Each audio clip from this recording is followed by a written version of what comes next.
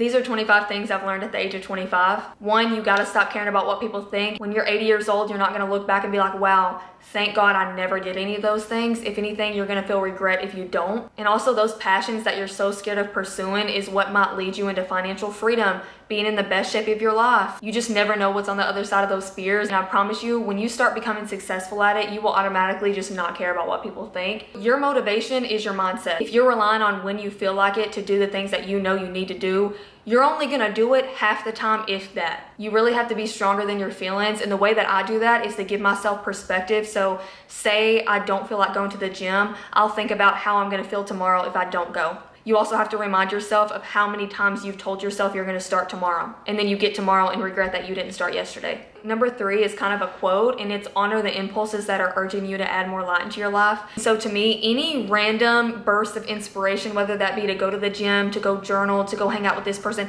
anything that I know feels good and will be good for me, that just pops into my head, I go follow that. I feel like I got it for a reason. If you're being called towards something, a lesson, a change, a fresh start, it will get louder until you listen. If you're not learning a lesson, you will be in the same situation over and over until you do. If you're meant to leave someone something, those signs will get louder until you listen. I saw this quote the other day, and it was, the universe whispers before it screams, and that is so true. Pay attention to where you're being guided. Number 5 is never get even. I don't care how someone wronged you, you doing the same back to them makes you just as worse, if not more, because you know how it feels and you're doing it intentionally with the intent to hurt. Don't try to play God. Don't force karma. It will happen on its own. I know when it comes to depression, it can feel like there's no point to anything because no matter what you do, you're going to be back in bed feeling depressed.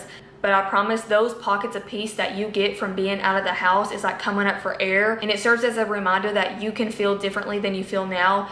And once you feel that differentness, it's going to inspire you to continue to try to do that. And before you know it, you're going to be out of the bed more than you are in. And a lot of times depression is caused by self-isolation. So make yourself get out of the house. Don't victimize yourself. When you use your experience as an excuse for your bad behavior, it tells me you have some level of self-awareness, just not enough to change. If I meet a victimizing person, I won't even be around them. It's just, ugh. You have to try to make sense of why you're experiencing what you are, because there is a greater lesson, even if you were wronged in a situation. Life is a teacher. We're all here to learn. Don't listen to sad music when you're sad. All it's doing is keeping you reliving a situation that you've already been through. It's keeping your vibrations low. Don't do it. Nature is medicine. The longer that you're out in nature, not stimulated, the slower your thoughts become, and before you know it, you're completely present. Don't take things personal, even if they were meant to be. Learn the difference between anxiety-induced thoughts and intuition. These can kind of feel similar, especially in relationships where a lot of fears come up. But intuition is just a knowing. You will know, there's no questioning. If you're questioning it, it's probably your anxiety.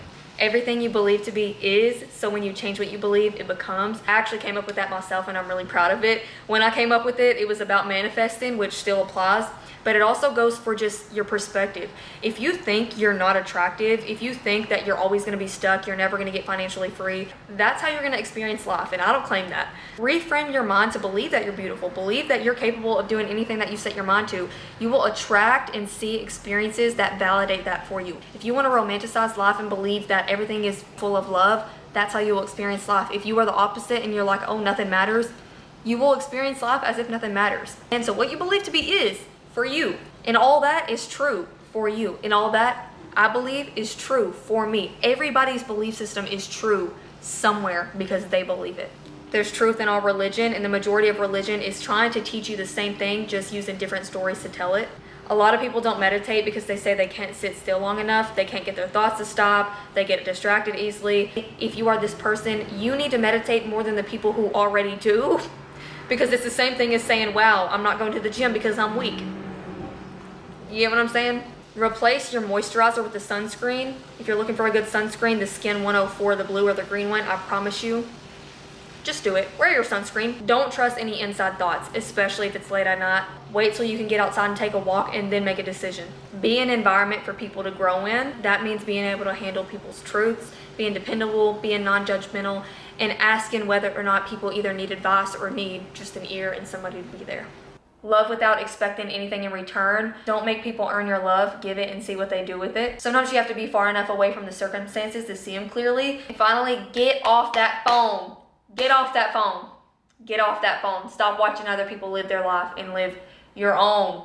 I'm gonna do another video on 25 life lessons I've learned about love, because that I can really go on and on about. I wanted it to be separate because I have so many things to say. So that'll be next.